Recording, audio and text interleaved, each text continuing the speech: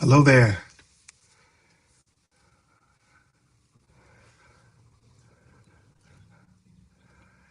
All Yes, sir. right. Pastor, can you hear me? Yes, I can. We're ready. All right. Let me.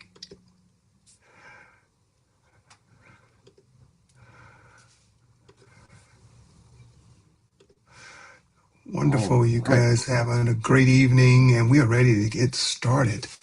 All right. Trying to get my little setup here. Yes. Good to see Evan here tonight. Dr.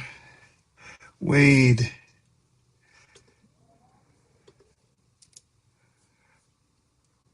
Pastor, you can hear me okay?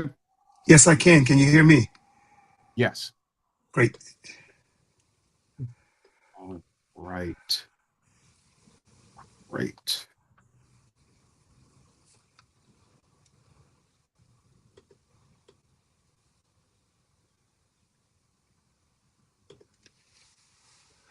Okay.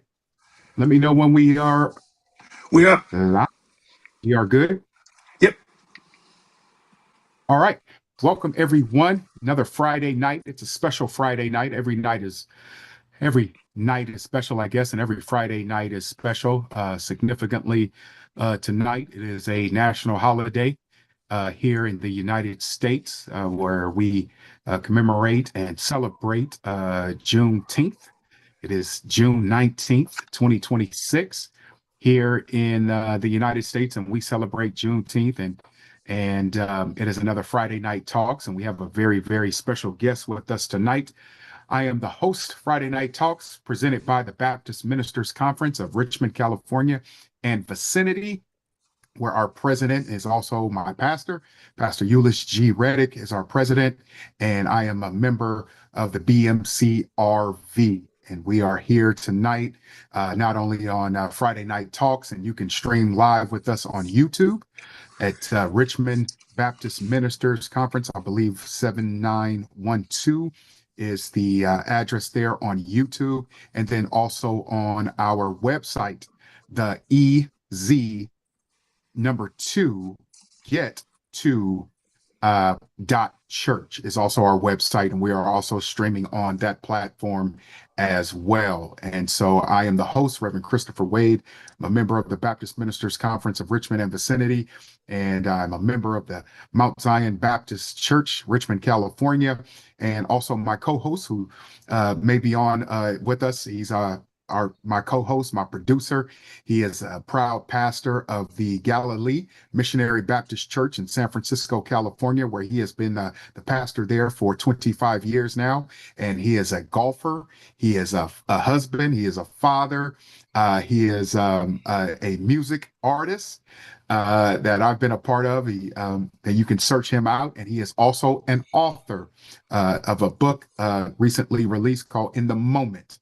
And he is none other than my co-host, Pastor Dwayne Fisher. He'll be on with us tonight, chiming in. But we are here every Friday night, but we have a special guest with us, very, very special, not just to Friday Night Talks, but also to me. Our special guest tonight is no stranger to me and my family. He is he is a professor at the Delta Community College. He is chair the Department of History and Social Justice. He serves as the international historian of the Lota Phi Theta fraternity, the nation's fifth largest African American fraternity. And he's been there from 2012 to 2018. He is a life member of the National Association of the Advancement of Colored People. That's NAACP. And he sits on the executive committee of the Stockton branch of the NAACP. He is also a former co-host of the award-winning radio show in Lakich Radio Cosmico, a discussion on social justice and equity. And he has a master's in history from the University of Connecticut, where he is currently completing his doctoral dissertation. His dissertation focuses on Henrietta Vinton Davis, a famous actress and ecologist and international organizer of the Universal Negro Improvement Association. He is none other than he is also a graduate of the Morehouse College in Atlanta, Georgia, and he is a professor again at the Delta Community College in Stockton. And not only that, he is also a Christian. He is a Christian, and um, he serves as deacon at I believe it is the Faith Faith Baptist Church in Stockton, if I am not mistaken. It is actually Greater Faith Missionary Baptist Church in Stockton, California. And he is a deacon there, and his pastor is Pastor David Evans, who I had the pleasure of meeting some years ago. And we thank God for none other than not only my special guest, but he is also my cousin. Yes, he's my first cousin, and his name is Professor Evan Wade. I'm sorry, I'm talking about his dad. And so let us welcome my cousin Evan Wade to the show. Cuz, how you doing, man? I think you might be muted. I cannot. Are you muted? I can't hear you. All right, is this better? There you go. I think I can hear you now. Okay, awesome. All right, so thank All you. right, there Thank you, you Chris. go. There you go. It's good to be here I'm gonna today. turn my volume up a little bit so I I want to can. congratulate you and as well as the Ministers Alliance for this podcast on Fridays. And so it's always good to have something positive on Friday to tune into and to be involved in. And so thanks for having this platform and this discussion for today. Hey, thank you, man. Thank you for agreeing. Reached out to you. You're not in the United States, but we'll get to that. But I want to take this time out. It's not only Juneteenth, and it's a very, very special day for African Americans in this country, and actually for all Americans in this country, really. But also, too, it's also Father's Day weekend. We are actually going into Father's Day weekend, and I just want to kind of take the time out. If you and Pastor Fisher would like to chime in, and I just want to give a shout out to all the fathers out there and father figures who are may not be biological fathers, but you may be a father figure in someone's life. Just want to celebrate you and kind of give a round of applause to all of those fathers out there that are making a difference in young men and young ladies' lives. And I just want to take this time out to kind of share and give thanks to God for my father. I thank God for my father. He passed in August of 2020, and means a whole lot to me in my life. I think about him a lot, probably daily, and he was just so influential in where I am today. And the reason why I know the Lord is because the Lord revealed himself to me, but he placed a father in my life that pointed me to Jesus Christ. And I am so eternally grateful for that. Me and my father did a lot of things together. We fished together, and oftentimes out there on that fish bank is where he taught me a lot of church hymns, singing hymns, and he would always say, son, you never know what God is going to do with you. So learn this and learn that. Or he would often share with me. And oftentimes I would wake up as a child and find my father at my foot, at the bed, at my footstep, at my feet in the bed, praying over me in the middle of the night. You know, you just wake up and feel somebody there, and it would be my father kneeling over my bed in the middle of the night, praying over me and praying for me. And so I thank God for my father. We've had a lot of heart-to-heart conversations. Some of the hardest things I had to endure in my life, my father was there. During just thinking back, thinking about my dad. I got a girl pregnant in high school, and one of the hardest things I had to do was to tell my dad that I was going to be a father. And all he did was love me. And that just totally blew my mind because I thought he was going to kill me first and foremost, but he just loved on me. And I think that had more of an impact in me and than him blowing his top, and if you will. And he just loved on me. And one of the things that he told me during that time was that he said, son, your life is not over. He said, it might be altered, but it's not over. And he said, just trust in the Lord. And he said, there's many ways to get to San Francisco. And we were in Richmond at the time. And, and he told me, you can take BART, you can you can drive, you can walk. There's many different ways to get to San Francisco, and your people may get there before you, but it's all right. Just keep on moving forward. So I remember times like that. And even when my mother passed, my dad was always right there. And during the birth of all my children, getting married and all of that. And I thank God for my dad. And also not only thank God for my biological dad, but also thank God for the men that God placed in my life that are father-like figures. And one of them, foremost, is my pastor, my spiritual father, Pastor Euless G. Reddick, who I grew up under as my Uncle Euless, and then also my dad and my dad again, saying that, where my pastor is currently saying, son, this is where you need to be. And the Lord led him to allow me to go over to Mount Zion as a young teenager. And I've been at Mount Zion ever since under the leadership and care, Pastor Euless G. Reddick, who I thank God for as a father figure, a spiritual father figure, and just a father figure in my life.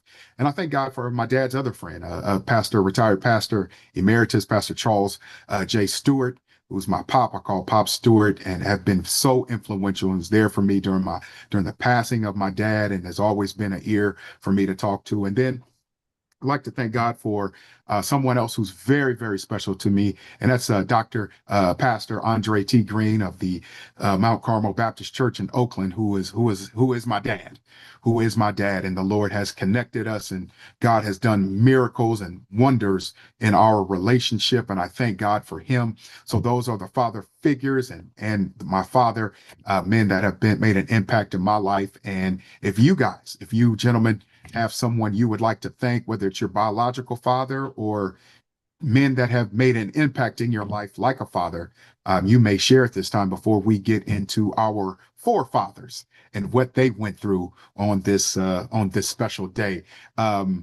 Pastor Fisher, I'll pass it over to you first, and then Evan, Professor, we'll give it to you, and then we can go into talking about what we're here for tonight. Amen. So praise God. Well, I'm kind of invisible here, so I'm gonna uh, say I'm just thankful for fathers all around the world, and uh, it's a beautiful thing when you have someone to lead and to show you things, to give you wisdom. And I was so unfortunate that fathers in the home are on the decline, but that's another subject. But it is a beautiful day to be able to celebrate and to, we should have a show at some point on this, just talking about fathers, and their role. Um, but I don't want to take much time on here, Professor uh, Wade. So uh, thanks. Awesome. Yeah, I definitely want to acknowledge my father, Eddie Wade. And I'm kind of representing my father and I weren't necessarily the closest growing up. And so one thing I appreciate about my father is that as he made mistakes growing up in Richmond and being kind of pulled to other routes that were not necessarily the most spiritual, I appreciate first God giving grace to him, and then also for God planting in him a persistence to bring back and repair relationships. And Yeah. so it's a beautiful thing to have a relationship with my father as adults, as two adults who are trying to work through life together and using the Bible as a tool to do so. And just the ability to acknowledge that we're not perfect. None of us have perfect plans. We've Yes. all made mistakes and faults, but to be able to be open and transparent about our mistakes, our faults, the fact that sin it not only destroys relationship with God, but it can also mess up human relationships. And just the ability to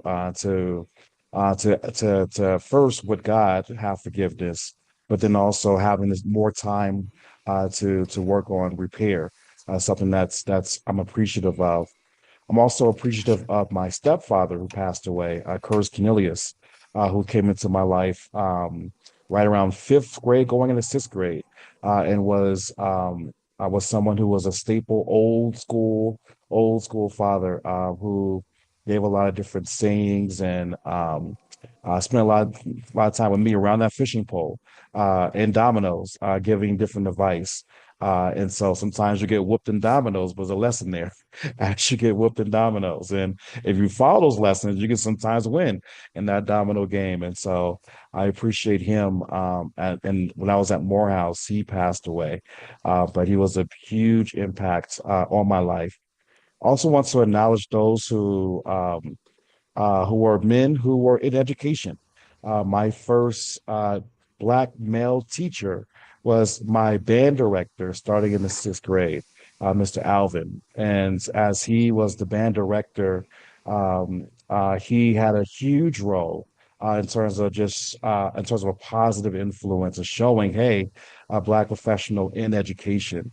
And so for all those who are Black males or in education, who may be that first Black male teacher at some point in life, to a variety of students in the community, it goes a long way. And so, as Reverend Wade mentioned, we have fathers who are not our biological fathers, but who play a fatherly role. Those who are teachers, those who are mentors, those who are coaches. I want to thank and acknowledge you as well for the work that you do in the community. You don't have to step outside of your family to be of help and assistance, but you do. And so what you do, it's long lasting, especially to many of us who at different points may have missed having a fatherly voice there. And so it's good to have you guys as well. And I want to acknowledge all those who are teachers, who are mentors, who are coaches, who are fathers in the community. Man, well said by both of you, and thank you, cuz. Thank you for. I'm sorry if folks out there listening. I'll try to address him as Professor Evan Wade, and but he's also my cousin. So if you hear me use cuz, that's the reason. We are legitimate cousins. So Yeah, that's the reason cousins why. first. So That's right. That's right. We were cousins first, and grew up in the St. Luke Missionary Baptist Church, Richmond, California. And we thank God for our upbringing and for where we are. Because speaking of that, education, you're talking about education and African American teachers, Black professors that have made an impact. And as fathers, and this kind of ties into Father's Day too. One of the things, when you read biblically, the Lord always told the children of Israel, rehearse this in the ears of your children, and more than likely speaking to the leaders of the children of Israel, speaking to men. Why is it important for fathers, for men, for us to pour into the younger generations, our children, our history, not just family history, but also our African American roots, and then also if you could explain what does Juneteenth mean today? all right, awesome. And so Juneteenth, I think it really kind of ties in well because it's a communal celebration. And that's communal celebration that came from the Black community. For some of us, we're just now hearing of Juneteenth because it recently became a national holiday. But before the days of under the Joe Biden presidency becoming a national holiday, many of us we grew up in places like Richmond, Vallejo, San Francisco, Oakland, Berkeley, Stockton, Sacramento, celebrating Juneteenth. And Juneteenth it originated first as a celebration in Texas to commemorate Black people who found out about their freedom in the state of Texas, and they found out about their freedom late. The United States Civil War was from 1861 to 1865. And during that time period, there was no cell phones, there was no internet, there was no social media. And Texas was was the furthest removed part of the Confederacy. In fact, many slave owners brought the Africans from places like Mississippi, Alabama, Georgia to Texas because it was remote. And so, as Black people during the Civil War heard about the Emancipation Proclamation, which went into effect January of 1863, midway through the war, those in Texas did not hear because of their remoteness. In fact, there was no Civil War battles that took place in Texas. And so the Union Army arrives to Texas at the end of the war. And so it's 2 years later, And 2 months after the Civil War ends, that Black people in Galveston, Texas, hears from the Union Army that they're free and that they've been free for over 2 years. And so they heard about this on June 19th, 1865. And in African American dialect, June 19th became shortened to Juneteenth. June 19th, Juneteenth. And after literally the first year afterwards, 1866, going every year afterwards, what you begin to have were the elders of the community coming together to say, hey, we need to come together and celebrate what God has brought us through.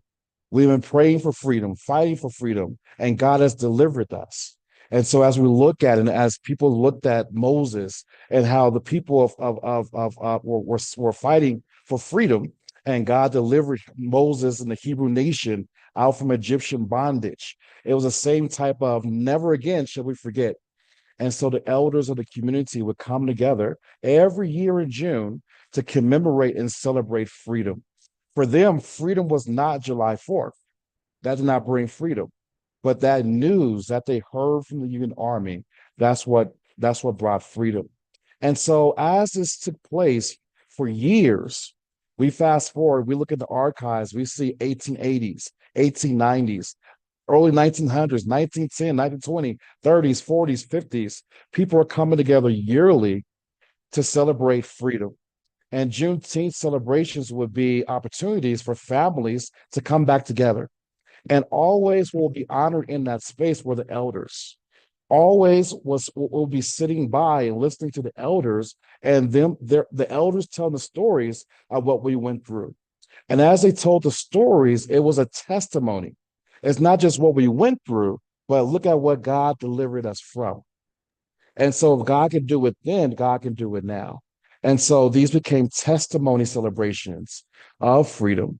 And so in this space, women, elder women centered, but also the elder men were centered as well. And so not every person going to a Juneteenth celebration had that father or grandfather there. Keep in mind that during slavery, families were broken apart. And so not everyone was able to connect with their physical, biological father. But you begin to have this adopting of the community, elders being fathers to the community. And so I'm sharing these stories not just with my biological loved ones, but I'm sharing with the stories with all those who are in our community so that we can all benefit from hearing about our past. And as we hear about our past, is a testimony to what God has done.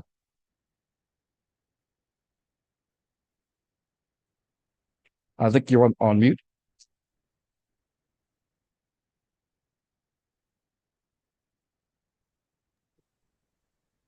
Hear me okay? Yes. Now, okay, quick question. You said a couple things just a minute or two ago about them praying to God for freedom and them looking for kind of a Moses being brought out of Egypt. Now, our people were slaves back then. Where did they get that notion of praying to God and that knowing who Moses was? Where did they, how did that happen? How did they know, coming from Africa, being slaves, being held under against their will, know who God was? Where did that come into play? Yeah, good question. There was always a sense of who God is. God reveals himself. And so there's always a sense of who God is. When we look at Africa and we study Africa, we see a variety of different religions being taught throughout Africa. And Africa was one of the first places that taught Christianity. In fact, some of the oldest churches in the world today are found in Ethiopia, Eastern Africa. And so there was always on the continent worshiping of God. Most of our Black ancestors came from West Africa. And in West Africa, there was one major religion was Islam. And so there are individuals going to the mosque who are studying the Quran. And if you study the Quran, you're familiar with Old Testament stories. And so one of those major Old Testament stories is Moses. And in the Quran, Arabic is Musa. Musa is the name, Musa. In fact, there was a famous king in West Africa of the Mali Empire who was named after the Moses of the Old Testament. And he was a practicing individual of Islam. And so his name was Mansa, meaning king in this language in Mali, and then Musa. And so King Moses. And so one of the major kings of West Africa was named King Moses in honor of Moses of the Bible. And so there many individuals in West Africa were familiar with the idea of one God, praising, worshiping one God. Uh, as they were forced onto slave ships brought to the Americas, a lot of stories of the Bible, Old Testament, were familiar. They were not foreign. In fact, when we study the archives, a lot of enslaved Black people, they looked and they studied closely the Old Testament of the Bible. Why? Because the Old Testament Bible documents people in the past who were enslaved, and it documents very clearly that God is on the side of those who are oppressed, those who are in need of help. You can call on God, and God will be there for you. And so there was there was a connection there spiritually, a connection there when it came to experience, but also a lot of the names were names that you heard about in West Africa as well too.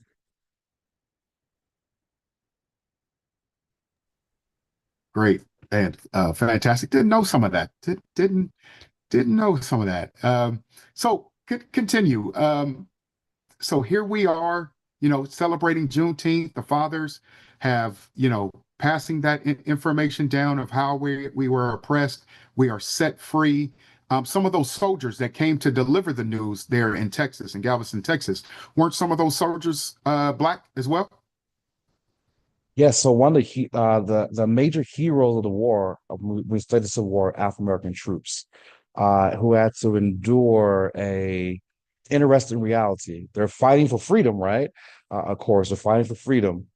They're there in the battles, fighting for freedom, but they also had to endure some racism within the Union Army. The Federal Army, Union Army was segregated. And so originally there was not equal pay. Originally, if you're white, you got your uniform free. If you're Black, you have to pay for your uniform. And that's with the less pay for uniform. And so Black soldiers actually did a strike, a pay strike during the war to fight for equality in their treatment. And you had to originally deal with white officers. Many of them, white officers, were people that the Union Army picked who they knew or who they thought would be good at commanding Black people.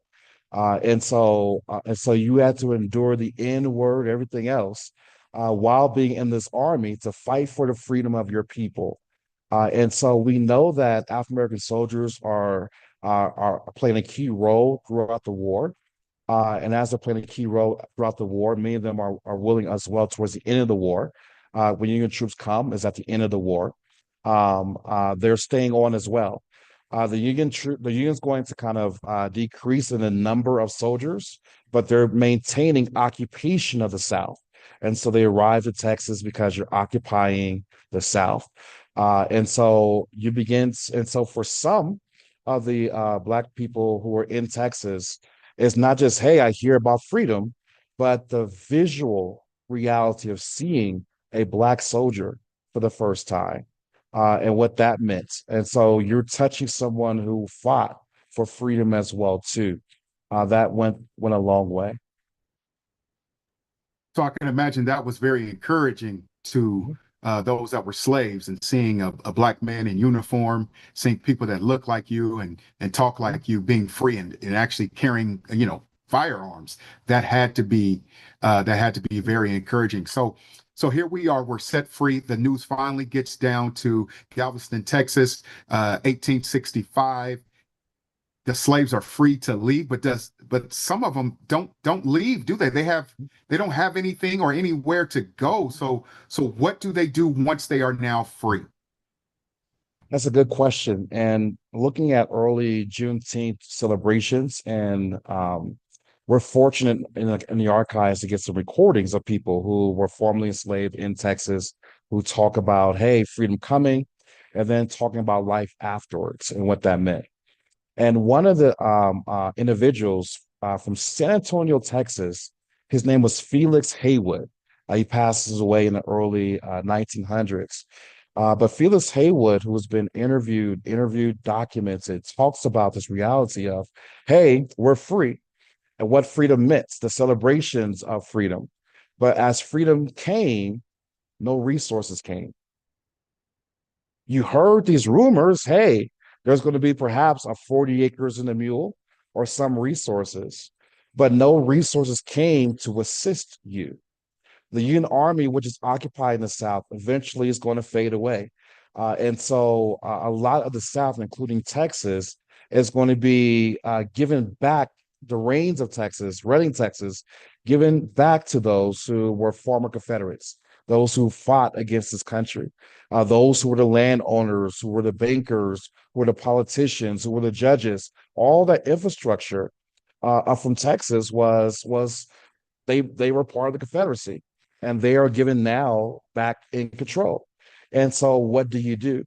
And so, you're faced with this reality of Jim Crow and fighting a second form of oppression, Jim Crow oppression.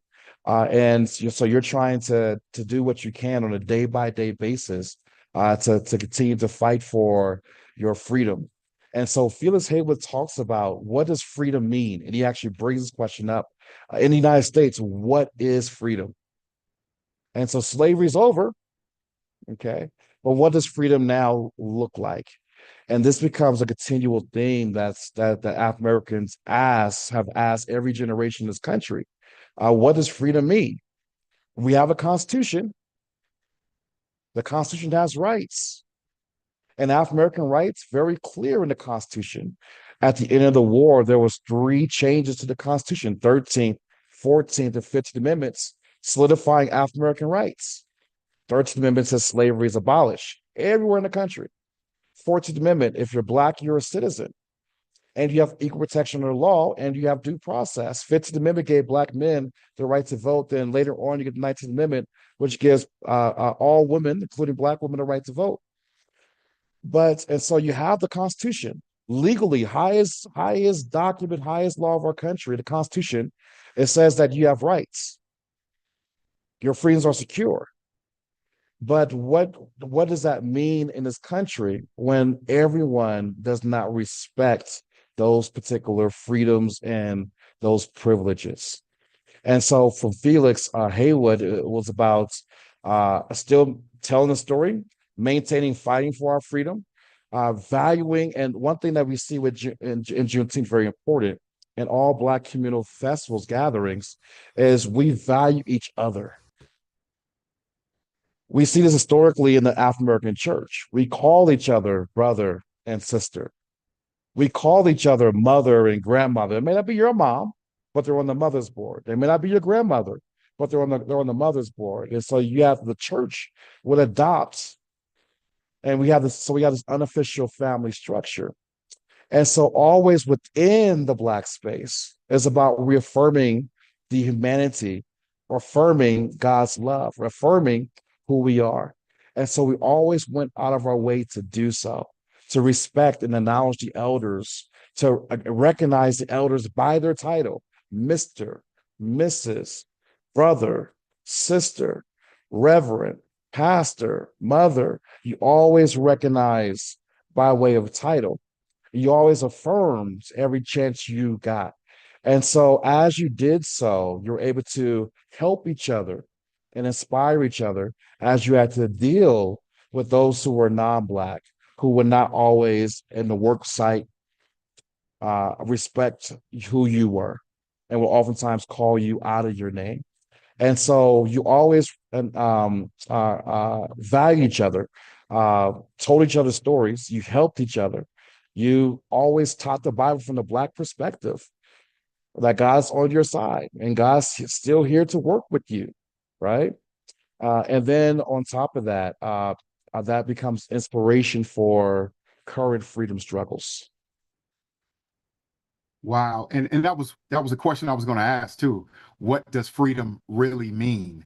And thank you for, you went into that and asking that. And so Black Black people getting together. And so once we were free, and then did we just come together and start having church?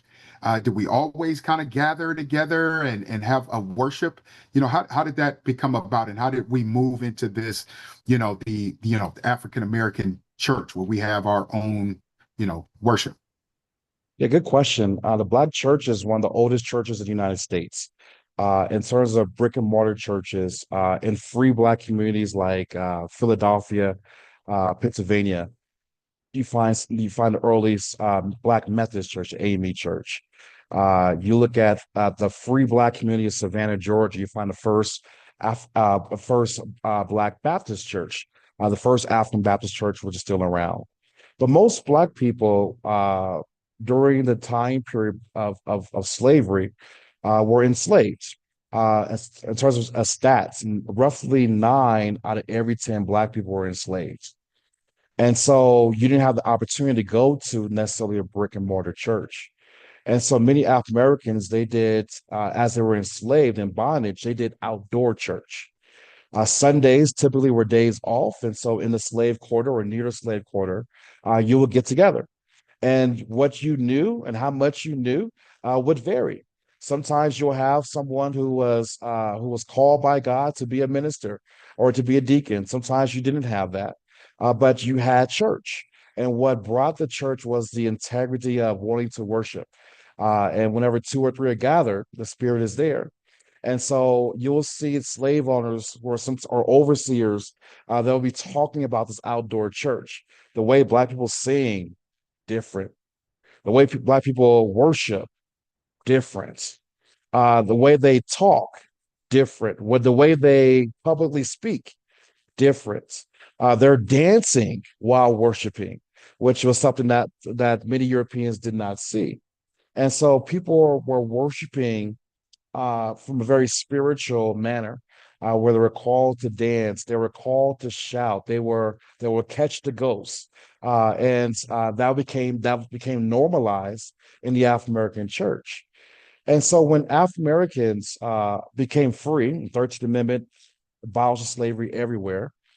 One of the priorities in places like Texas, Louisiana, Arkansas, Georgia was to establish churches.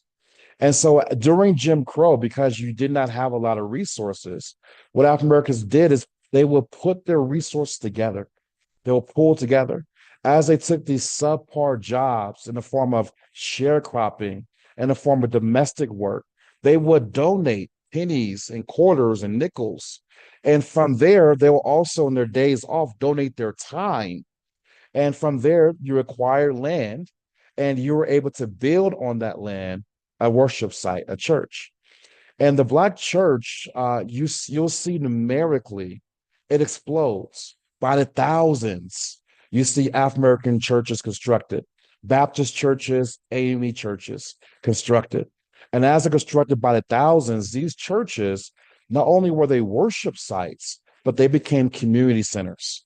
And so where'd you gather for information? Where'd you gather during times of distress? Where'd you gather for prayer meetings? That was the church.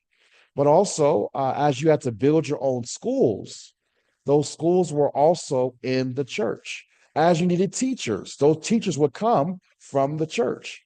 As you emphasize literacy, so you can read the Bible, that was emphasized in the church. Let's stand up and read the scripture together. Take turns reading the scripture, having the young children read the scripture. And so you'll have Sunday school. You have other school sessions as well throughout the week. And so the Black church explodes after the Civil War. And one of the major testimony to the strength in the unity of the Black community was this vast construction of projects, these vast construction projects of churches built with nickels and dimes and quarters. People were able to build churches. So it's a myth that Black people can't work together. And that's a myth, is a lie. And so thank God that we have that to look back on, and that people that they didn't go to masonry school. They didn't go to, to learn how to be contractors and things like that. And they didn't have, a Home Depot to run and go get a drill and all of that. They Yeah. used their hands and they used their minds. God gave them a mind to work. And just thinking about, biblical texts and how, God set certain people aside to do certain tasks, even in construction of the temple and things like that. And so that is just great history, rich history that we can look back on to see what God put in our ancestors, to give them a mind to work and to build and to come together. And so even now, what as Praise House, look at that church there, that Pastor Fisher put up there. Doesn't look like what we see now. We can just go to YouTube and look at a church now, and we got glass cathedrals and platforms that look like a stage at a concert. And so I wonder, and the same Holy Spirit that was in those little houses can be in these glass houses and the churches that we occupy today. And I think that's even true to what we have today, even in our cities. When you go to churches like where we come from and how they were built, and I think of the church that I go to, Mount Zion, and how the building used to look, and certain people there in the generation built the platform that is now the pulpit, and the deacons there, the men there played a role in the building of the church. And so even at the church I attend and other churches in our area, in the Bay Area, those men had a mind to work and skill to work. And I wonder today, if we Well, still that's have those.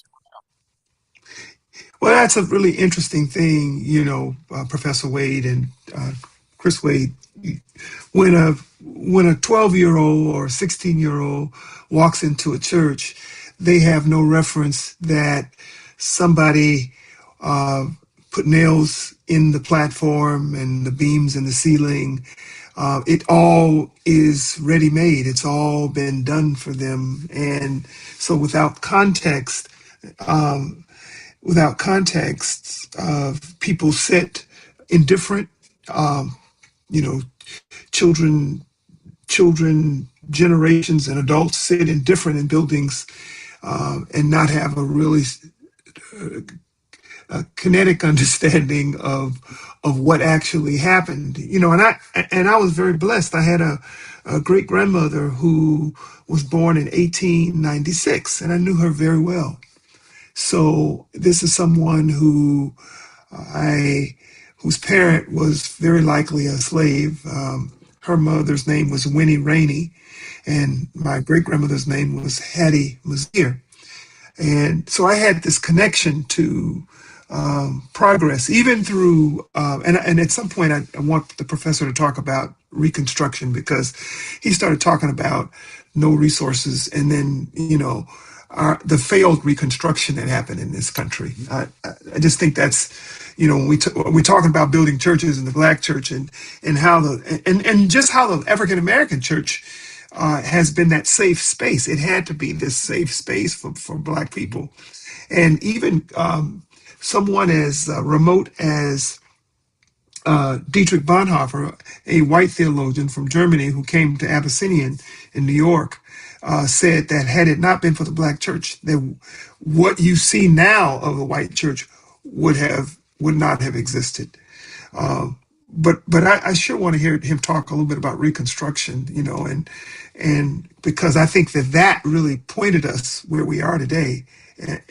So much of who we are today is because of Reconstruction.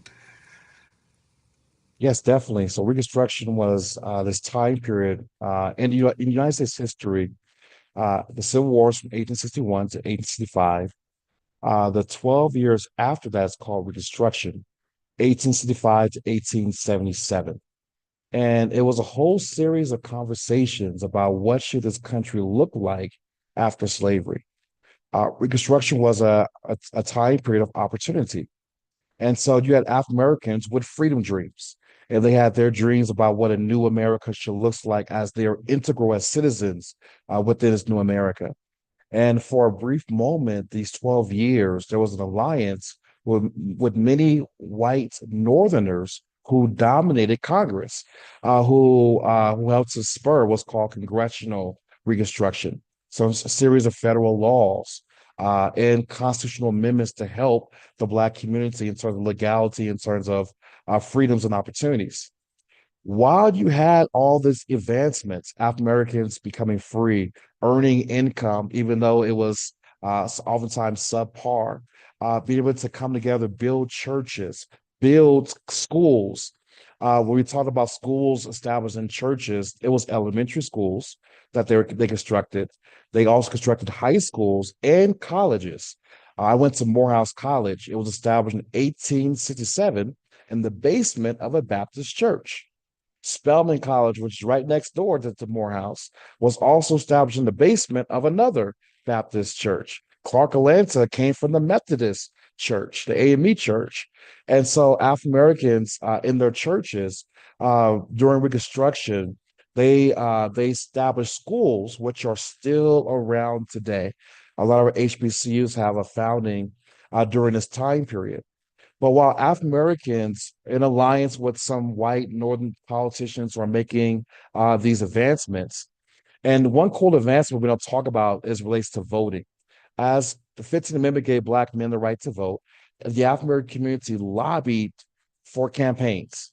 They lobbied and they supported and they used the church to encourage African American voter participation. Women couldn't vote during that time, but they were in the campaign promoting get out and vote. And many individuals who ran were ministers or leaders within the church. And during Reconstruction, this time period, 1865 to 1877, you had over 1,500 African Americans who held political office. You had this they held office at the federal level, at the state level, but also they recognized the value of holding office on a local school board. They recognized the value of running for city council. They recognized the value of running for positions like sheriff, which is an elected position in each county. And so they ran for these different offices, over 1,500 people. During Reconstruction, you have the first Black governor of a state. His name was PBS Pinchback, governor of Louisiana. It was a Black guy for a sec. You had African Americans from Mississippi serving as U.S. senators. Hiram Revels was the first, and Blanche K. Bruce was the second. You had 14 African Americans serving in the House of Representatives, U.S. Congress, and so it was a huge period of working in unison. And the church was the meeting place that kind of drove a lot of this. But during Reconstruction, you had a lot of those who were white, who were of the South, who did not like the idea of African American advancement. African Americans holding political office, African Americans going to school, they're building colleges. They didn't like this. And so you had this whole era of violence, attacks against the Black community. The most famous group was a group of former Confederate soldiers who were upset that they lost the war. And they, with their military training and weaponry, formed the Ku Klux Klan, the KKK. But alongside the KKK, there were other terroristic groups that were military groups that began to terrorize the South, began to chase out African American office holders.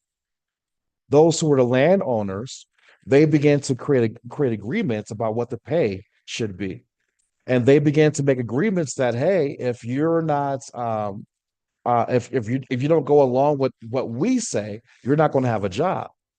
And then at the same time, they create these laws on a state level called vagrancy statutes. If you're unemployed, if you don't have a job, you go to jail.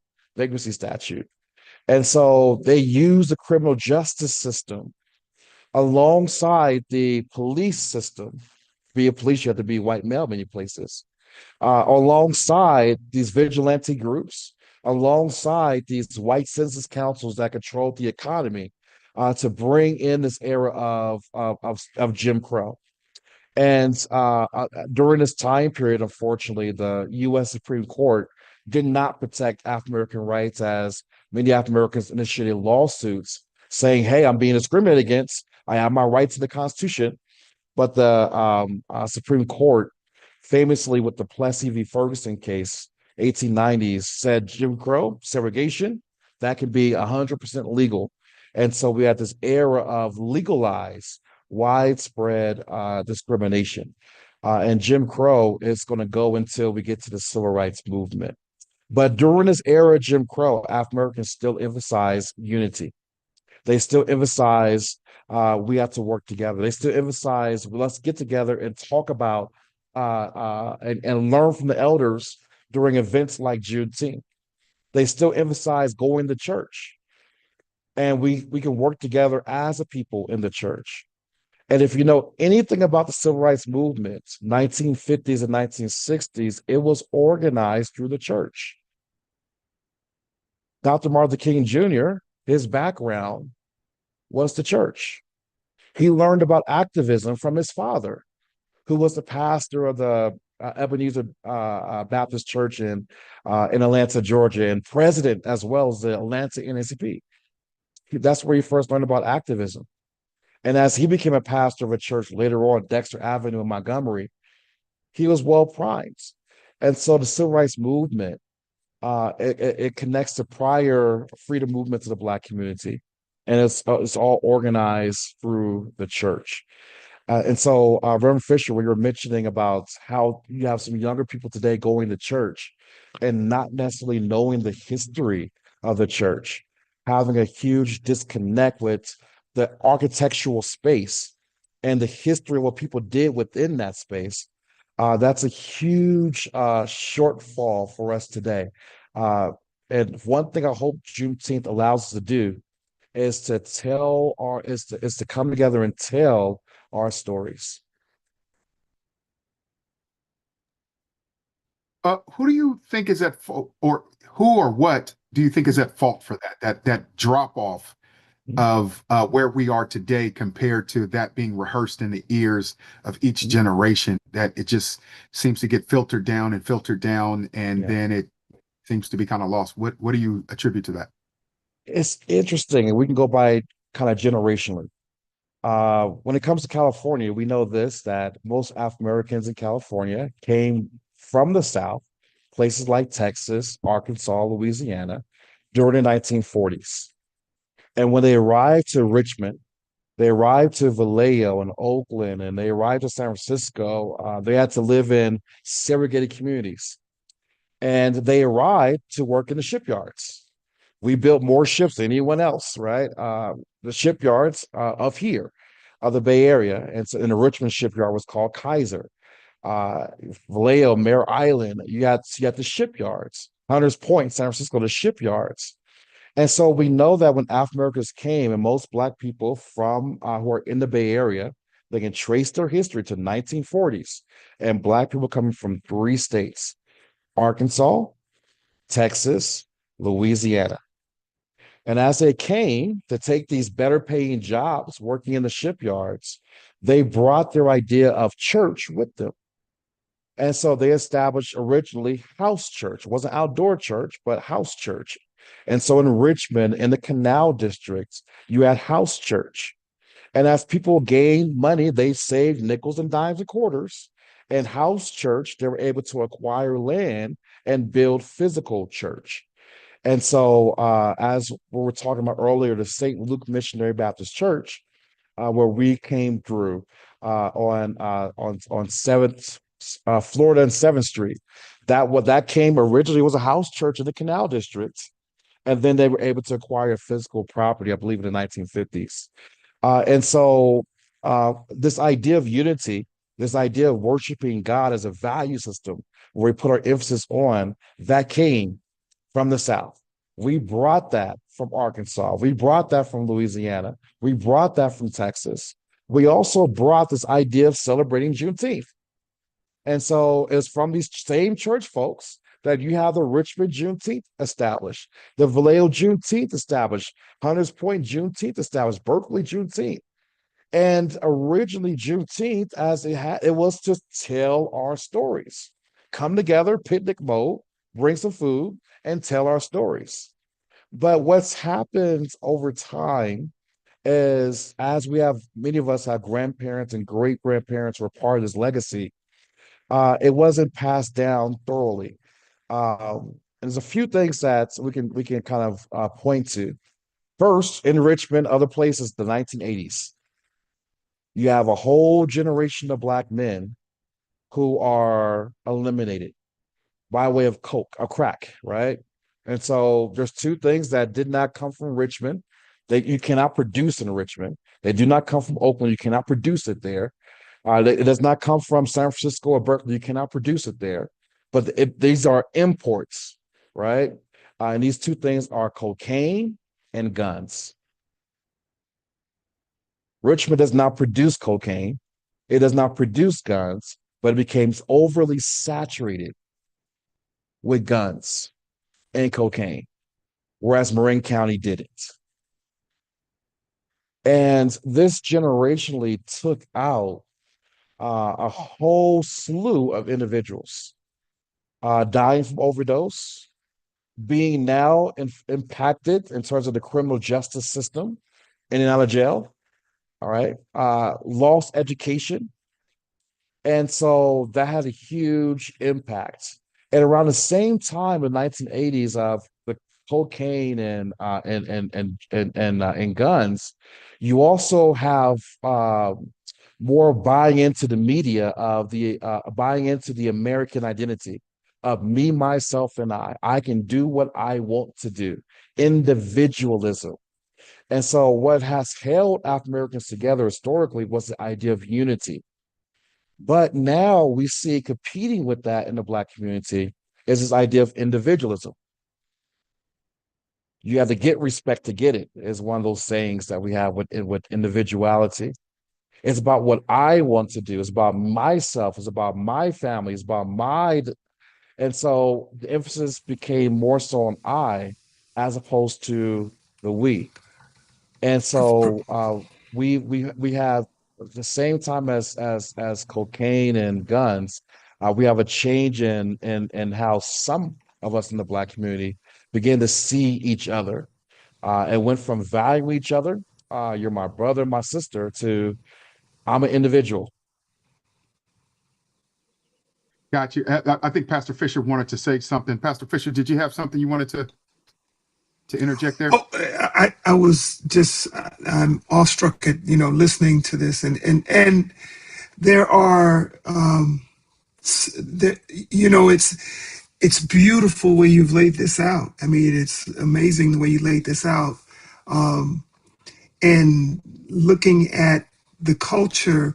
The other thing that happened, and I actually lived this, and that is we went from, Filbert Street in Richmond, 3rd Street in San Francisco, 7th Street in Oakland and West Oakland were entertainment hubs, where Black people actually had a downtown. So if you on Filbert, right there where Northwestern Missionary Baptist Church is, that there were clubs and jazz and blues, and my grandparents went and danced over there. They partied. That was an entertainment hub. And then with the dream of integration, the 7th Street post office was built in Oakland, and the bowling alley, the movie theater, the Black movie theater, all of that stuff. We wanted to go to where we could sit next to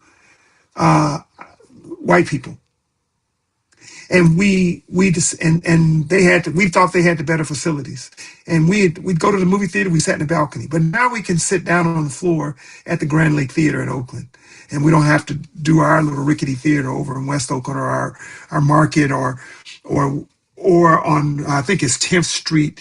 Someone said. Was telling me there was a club on 10th in West Oakland, and Temptations and a bunch of groups would come there and sing. But now, during the 60s, and 70s, once we accomplished it, we decided to disintegrate.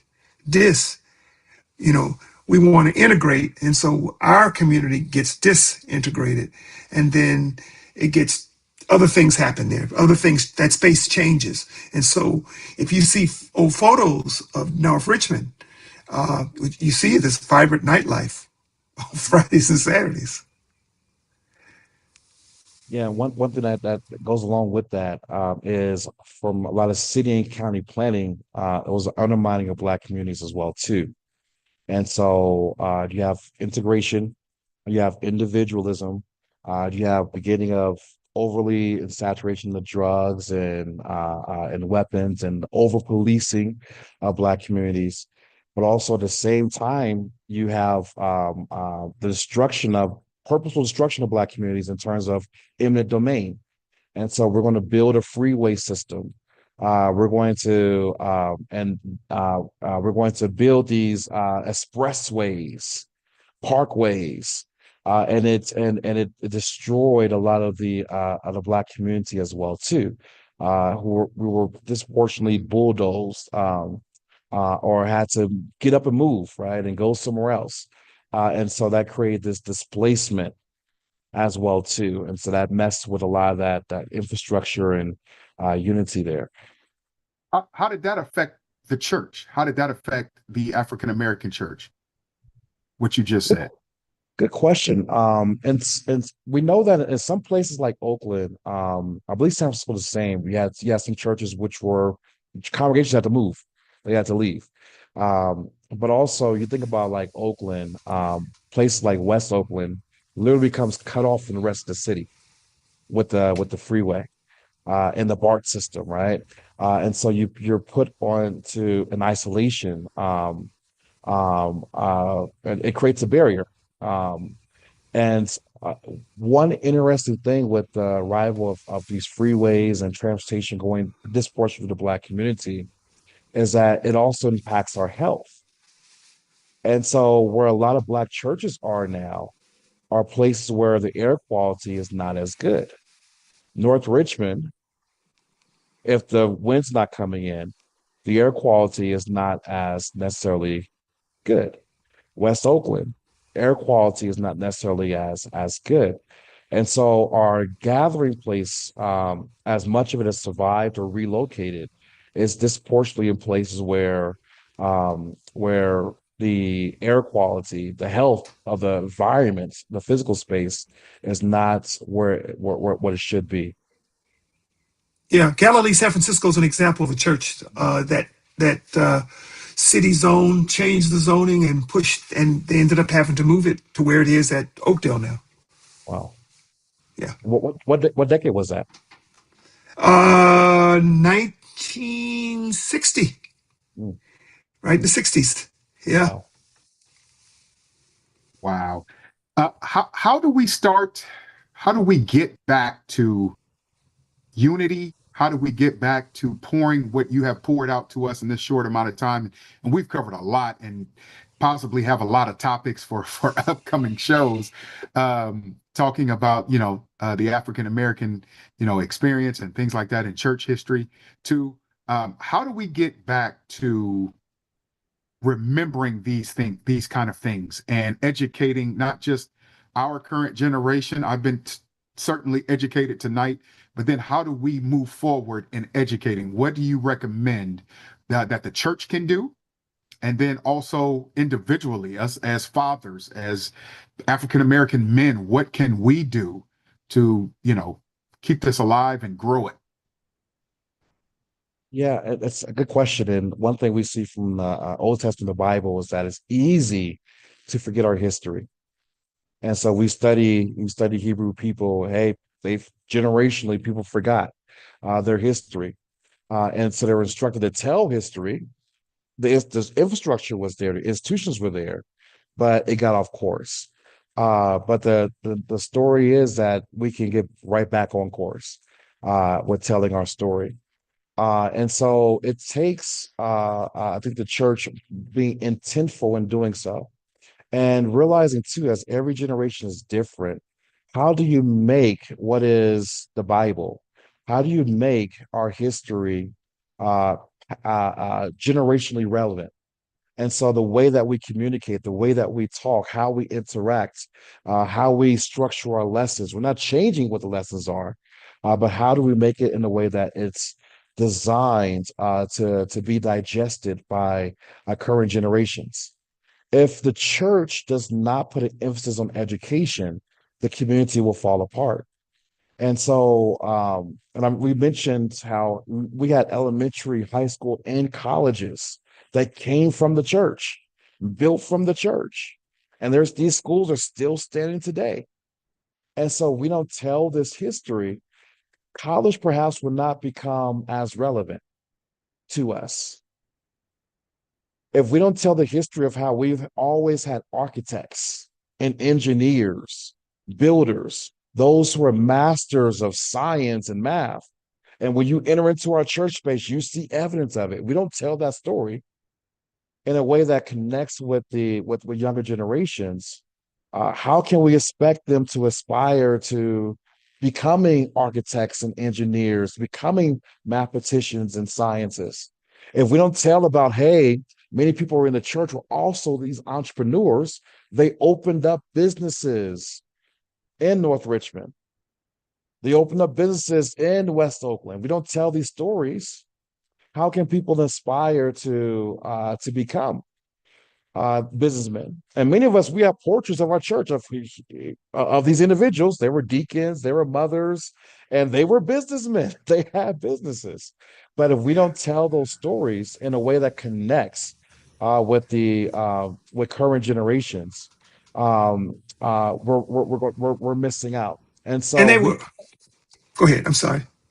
I was going to say we can't depend on the government or depend on our school system to tell these stories, because if they cared to tell these stories, they would have been told in more government space. They would have been told in more of the school curriculum. But we know that Black history is not being emphasized and taught how it should be emphasized and taught. And so Juneteenth, as we kind of bring back what Juneteenth is about, it was about the idea of telling our story, of telling our history. And people got together and with their nickels and dimes and quarters and with food they prepared, the homes, the cakes they prepared, got together, did picnics, and they told the stories. And so we need to do more of that.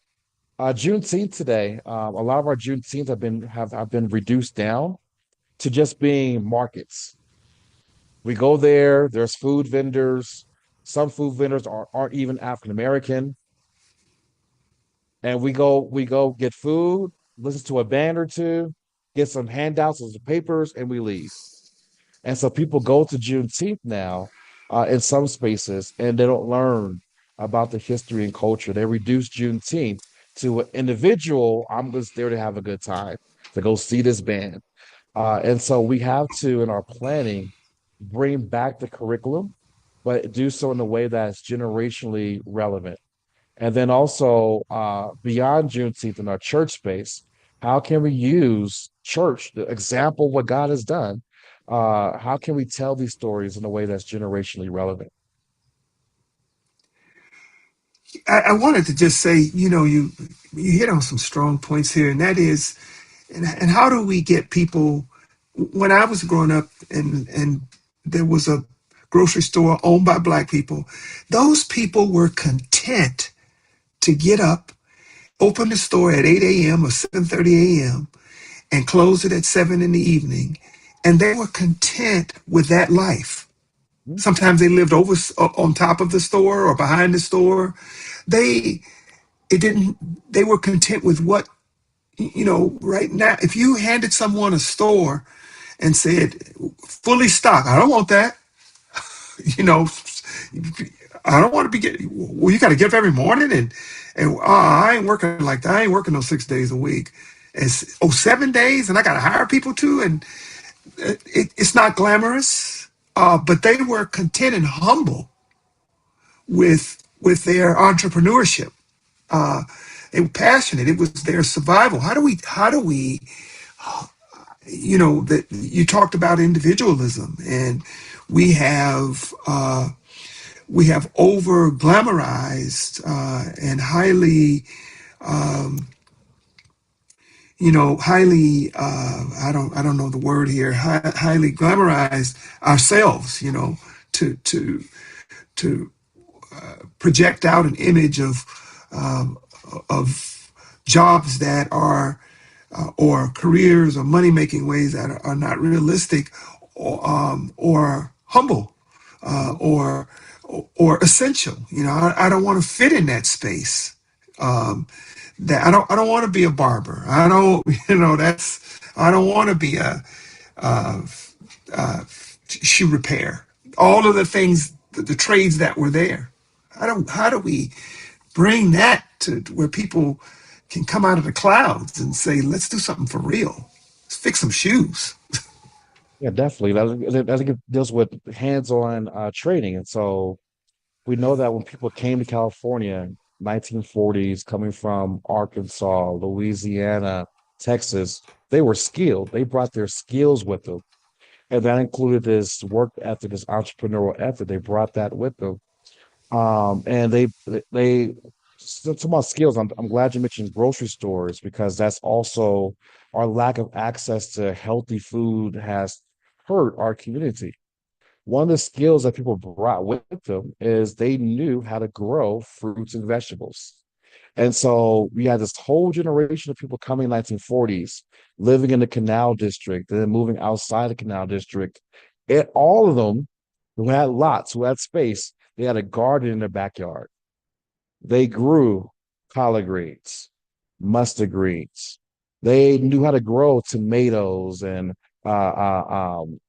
yams and not okra here, but the list goes on. They grew, and they knew how to store this food as well too. How to jar and contain the food so you have food all year round. And so a lot of our early grocery stores, there were places where people can bring what they grew to the store, and it was available for the whole community.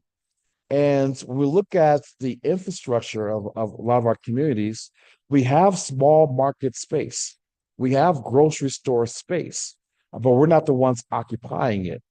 There's individuals who are occupying it who don't, many of which do not live in the community. They're not from the community.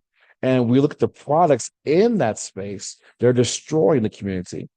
It's alcohol, it's sugar, it's highly processed foods. And it's interesting because many of the vendors, you talk to them, they don't even eat or drink this stuff that they're selling us.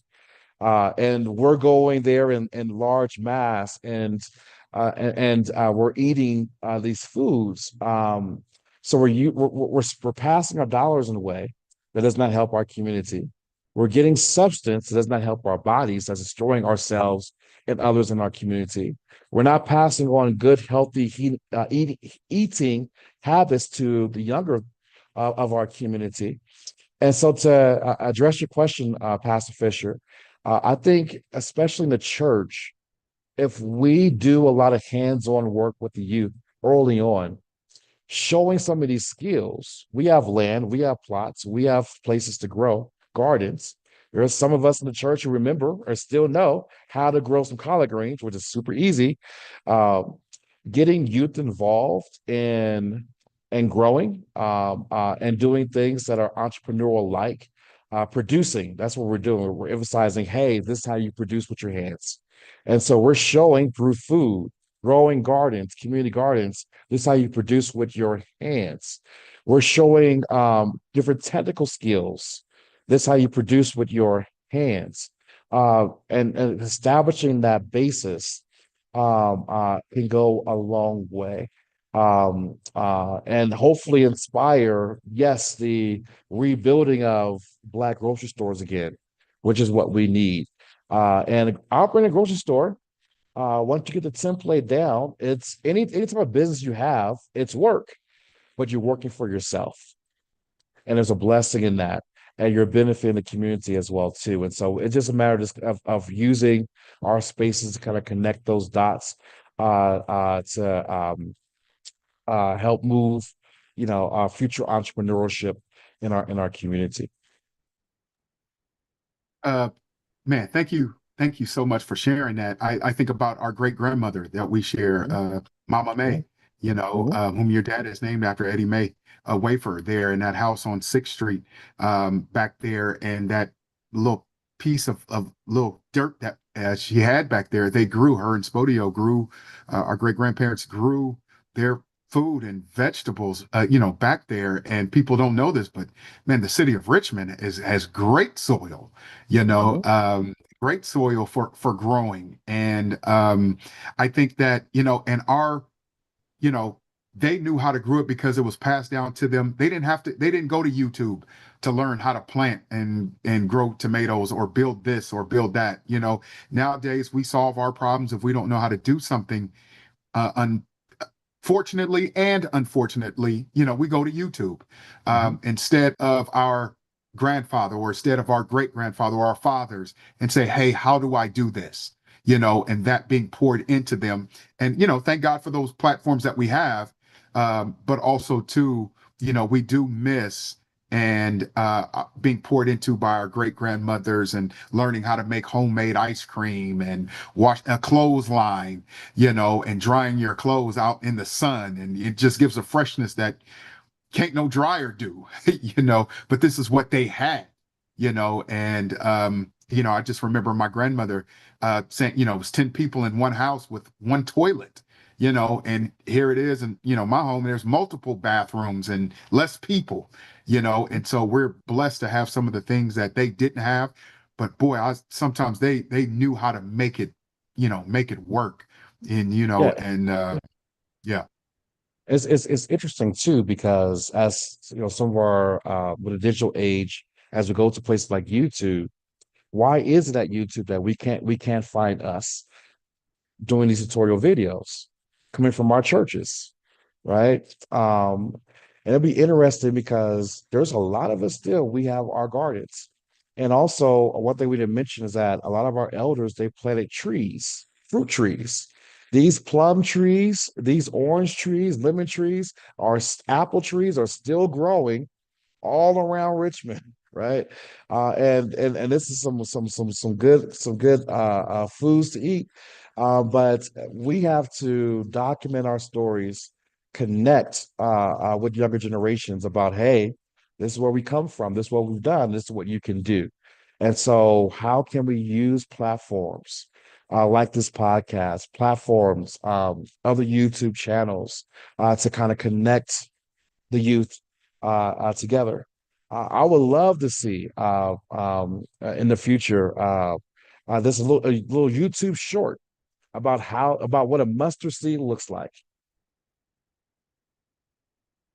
Mustard seeds in the Bible, the faith of a mustard seed, right? And most of us have not seen a mustard seed, Yes, sir. and Well, it's true. Go ahead. and don't know what to do with the mustard seed and how easy it is to germinate a mustard seed and what can cultivate and grow from mustard seed. And so there's ways that we can connect our Bible lessons, our history, our skills to inspire and equip the next generation. Go ahead, Pastor Fisher. Oh, no, no, I was just kind of doing an amen and all that stuff. Me I too. mean, Me he too. had me thinking, about the parking lot next to our church. I was like, you know what? Maybe we could put, or even put a greenhouse next to our church, and do it inside of something inside of there would be a beautiful cultural lesson for the community and for the members of our church. Yeah, you got me thinking. Man, and because I want to say, or ask rather, so to get started, there's pastors out there that may be listening to this that are tuning in or may listen to it in the future and doing just what you just did and how it's affecting Pastor Fisher got the wheels turning. And they say, you know what what resources do you recommend is and I do want to ask you, even for parents that may be listening in, for fathers that are listening in, to want to be more educated on our history, give me some resources of where to start. That may be an easy read and just kind Yeah. of, that you recommend to get started? And then what would you recommend for pastors? You're a deacon in your church, and Pastor Evans is fortunate enough, and I'm sure he knows and thankful enough to have you in the church. Um, Give us some things, maybe a little short plan or something to go back and pray about of what we can do. Yeah, I think definitely being prayerful over who's in our churches, and who's in our churches and what skills that are there that can be useful to be passed down. We talked about fishing earlier. A lot of young people today don't know how to fish, which is a great lesson in so many different ways, right? And so, hey, can we teach fishing? There may be elders in the church who they know how to grow. Some of them are older now, may be bedridden, they can't do the work, but we can learn from them.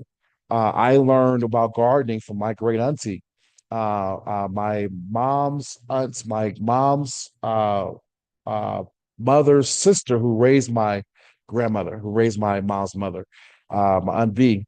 She lived on Potrero and she was bedridden. And when I moved back to Richmond, I would just go sit at her feet and take notes, and she'll tell me, this is what you grow, this is how you grow it, and I'll bring her the food. And so there's a lot of skills that we have. And so just taking the time to kind of see who can do what, and then to be prayerful about, hey, can this turn into a training program, something that's hands-on with the youth or those others who may want to learn who are not youth. And so that's something just for us to think about. One thing that all of our churches have, most at least, are kitchens. And we have to be mindful of what we're producing in our kitchen as well, too, because is it being healthy foods? But there's a lot that we can do in terms of just kind of an assessment of who we are, what our skills are, and what can we use in terms of our infrastructure, kitchens, parking lot space, garden space, vans to some unused classroom spaces to get some training. While doing that, for Black History, I think it's always good to go to Black-owned bookstores. And so, if you get a chance to go to Marcus Bookstore, for instance, in Oakland, or online, there's Underground Books, for instance, in Sacramento has an online store, Black bookstore. And so going to Black bookstores are a great resource. Those who work in Black bookstores, you say, hey, I want to learn about healthy eating. I want to learn about this topic or this topic. There are great resources. Our public libraries also are great resources. We don't necessarily buy every book, but we can make book requests through our library systems to get more books that are related to Black history, to complement what's already there related to Black history as well too. And so utilizing Black bookstores as well as our public libraries for Black history resources is very good.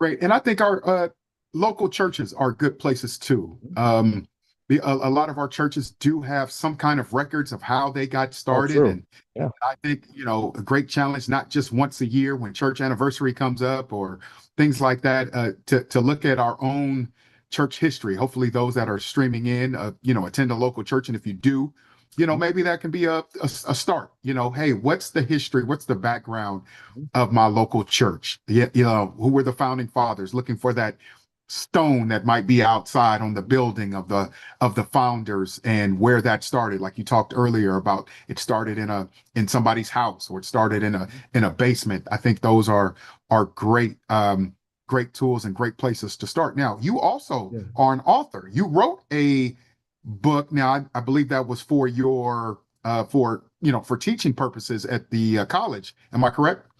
Yes, so I'm the author of one textbook so far, and I have another book coming up out maybe about 2 years from now, which my dissertation is on. But the African American Primary Source Reader, 1865 to present, goes from this time period from after Civil War up into the Civil Rights and Black Power movement. And each decade, it tells the story of Black history through the lens of Black individuals who were partakers of the movements. And so through the lens of writing, It illustrates each decade. And so you're looking at the writings of Booker T. Washington, of W.E.B. Du Bois, of Anna Julia Cooper, all to kind of illustrate what African American history is like, what's going on during those different decades in time. And so it exposes you to history through the lens of those who were able to experience that time period and to talk about that time period. And so the African American primary source reader, 1865 to present, is the name of the work. It's an ebook as well as a physical copybook that you can get as well. And Chris, you remind me of something important too. Many of our churches, we have libraries that have Mhm. since been kind of discarded. And so that's something else to put on the prayer list as well too. We have some books in our churches. Some are some to prepare for Sunday school or vacation Bible study. Others are books related to Black history that just are collecting dust. And so, what can we do to, as a church space, to revitalize our libraries and to make those accessible to those in the church, especially those who are younger in the church? It's something that's a good conversation point as well.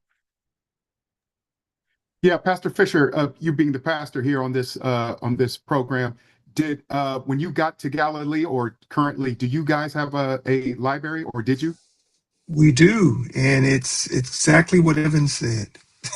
It's just sits. No one's. It's really kind of a.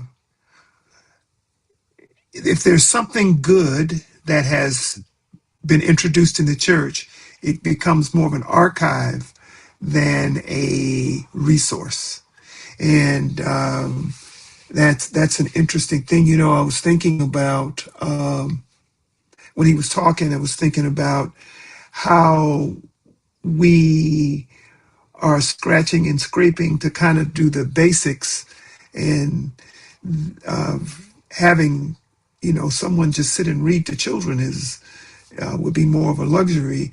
But then the generation of people with the children, getting them into the building is even very challenging. You know, and the other thing is that children don't people don't see paper books, hardback books anymore. Not very much. Very hard to get, because so many books are online in electronic form. And when you were growing up, you saw people grab a book, sit down in a chair, comfortable chair, and read. But people don't do that. I read to my children, when they were, it's to sit in the door, and I intentionally did it to put them out, to put them to sleep, because they'd be gone in 10 minutes. But but I but they remember that, they remembered, and reading teaches them how to read, and to value the experience of reading, and just getting people to read your book. I'm sure Professor Wade has been challenging. People say they're going to buy your book or they're going to read it, but I'm an author too, and you get a couple hundred of people, but a lot of people just don't read. Because they have been conditioned to a culture of browsing and YouTube and Facebook, and they read stuff online, and so it's just different. I think the physical book reading is important. And one thing you reminded me of too is, using our church space is doing reading groups, and so we do this sometimes with Bible study where we may all have a particular work, but having reading groups to kind of promote, this reading or reading challenge is always a good thing to kind of spur the reading. And one thing I always emphasize to students in class is, yes, we have all this online technology. Yes, we have now audiobooks and different ways of getting information. But I always kind of do a survey in class, and I ask, in your house, how many books do you have written by a Black author? And most never think about that. And they have no book written by a Black author, someone that looks like them. And I encourage, hey, and to get books written by Black authors, and just even to have them just visual, just to see, to touch, goes a long way. And if you go a step forward with getting, hey, some cousins and neighbors, and you get a book group going and you can read some books. Some people may fall out, but that helps to spur even further. But it's important, I think, for us to, as we talk about telling our history, telling our story, telling our past, to have physical books written by us that talks about our history. That's important. And to go outside the house and to see the same in the church, to see Black authors there, Black commentators there, that goes a long way in terms of building a literacy culture. And one thing we do know from our school districts is that we're behind in reading. And so all this access to digital connection does not make you more literate. We're behind in our reading. And Reverend Fisher, you were talking about earlier, the discipline. A part of the discipline comes from being able to focus in on a particular topic and go in on that particular topic. And so um, uh, there's some things for us to think about too, with ways we can leverage our spaces to promote literacy. But there isn't a lack. There is not a lack of Black history. There isn't a lack of Black literature. There isn't a lack of Black poetry. There is not a lack of Black theologians who write.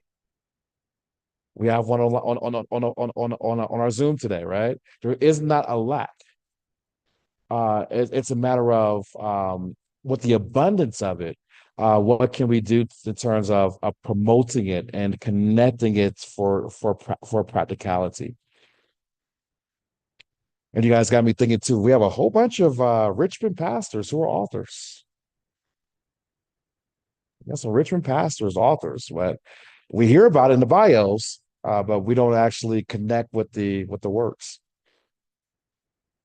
Right. So true. So true, man. I've been helped. I've been challenged. I've been informed. Just screaming inside my soul, like when just listening to you, like, man, that's my cousin, man, dropping knowledge and history. And I so appreciate you. And do you, in your classroom, do you see that African American children are eager to learn about history? And yes, they're taking your class because they need the credit, but there's many other classes that they could have took to satisfy that requirement. But do you see still a hunger and a thirst to learn African American history? Definitely, definitely. And it's by the time it comes to college, there's also an anger attached to it as well. Why didn't I learn this earlier about American history, about world history? Why I'm just now learning this? And one thing I try to do as well too is to say, hey, for those who are parents, older siblings, you have nieces and nephews, to tell this history, to share this history, to share the curriculum so that it is more than just your interaction within the classroom space, but what can we do to take what you learn in the classroom to go out and to help others in the community? One of the cool things that we've had is we've had individuals who tell their younger siblings, "You need to take this class." I've had grandparents in the class who have brought their grandchildren into the classroom space, which had mothers and daughters, fathers, sons in the class, and so definitely there is once you start learning Black history and you see how fascinating it is, it's hard to stop because and I tell students that even in our class, we're just hitting the very tip of the iceberg. There's so much more that goes even further deeper. Well, do you go out and do lectures for churches and things like that about on African American history and church history? Always happy to. Yeah, definitely. Always happy to. Okay. And what's a great way if one of the pastors or someone a part of a group would like to get a hold of you? What is the best way for for us to get a hold of you, and they may want to reach out and may want to have you for a Black history or just a, even a church history, and African American tying that in, how would they get in contact with you? Yeah, definitely. Best ways by way of email. And so if you just Evan Wade, I'm at San Joaquin Delta College in Stockton, California. If you just type into a search engine, Evan Wade Delta College, you're able to pull up my email. My email is evan dot wade at deltacollege.edu. Evan.wade at deltacollege.edu, but also you can just do a search engine, Evan Wade, Delta College. It'll pull right up. You'll also pull up my phone number as well too from my office.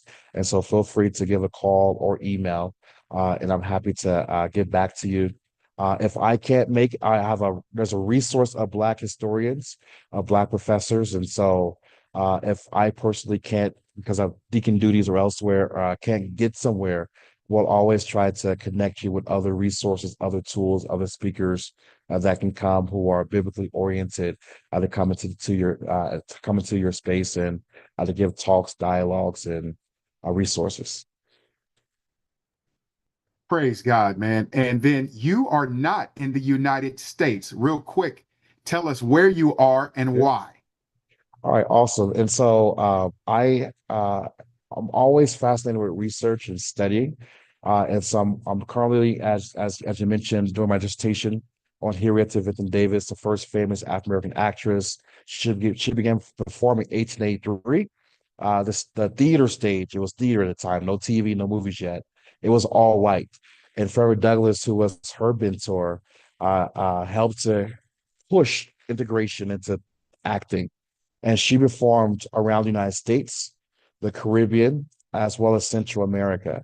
And so everywhere she traveled to around the United States, everywhere she traveled to in the Caribbean, Central America, she's seen Black communities.